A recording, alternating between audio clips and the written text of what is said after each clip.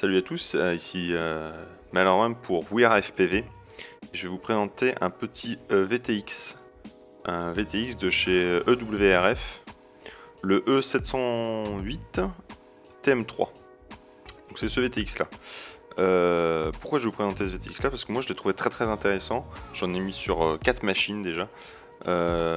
Étant un très gros fan du Unify, surtout du Unify, j'ai pas utilisé beaucoup le Tramp, mais très gros fan du Unify, je trouvais qu'il avait une grosse fonctionnalité pour moi qui est vraiment excellente, c'est le Smart Audio.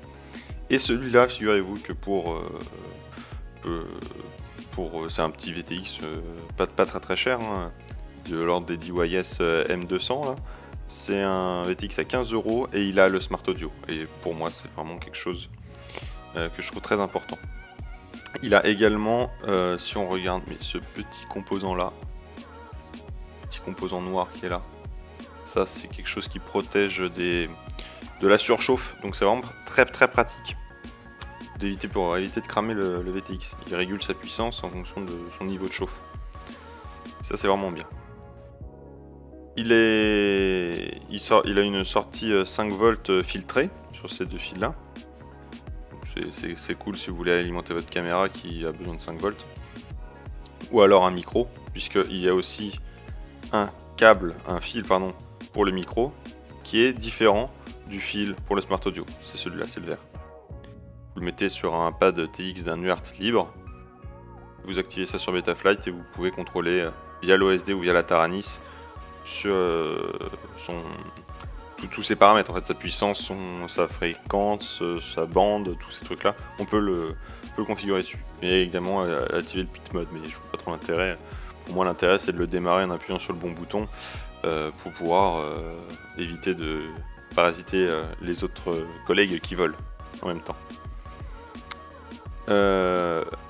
Il est tout petit, enfin tout petit, comparé à un DYS MI200, voilà, ça fait à peu près cette taille là, on voit très bien, c'est à peine plus gros.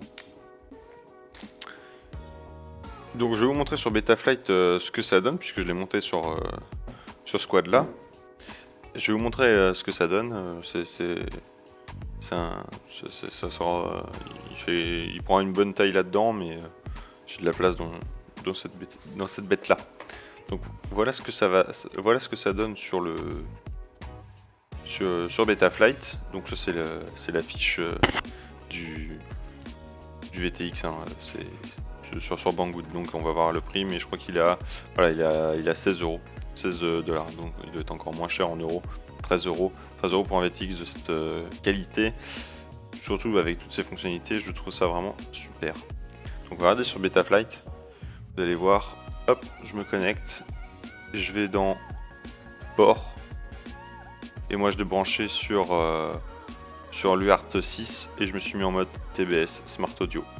Tac, j'ai fait save et reboot et c'est bon, ça fonctionne direct, il n'y a pas à faire autre chose, c'est directement pris en compte après le reboot et on peut le configurer via l'OSD, donc via ses lunettes ou son écran. Donc voilà, c'était ma petite review sur ce super VTX. Franchement, si vous cherchez un VTX, vous n'avez pas beaucoup de moyens, prenez un truc comme ça.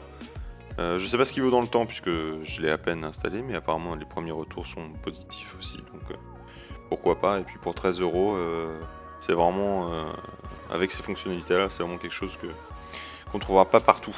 Voilà, c'était Malheureux pour WeAreFPV. A plus.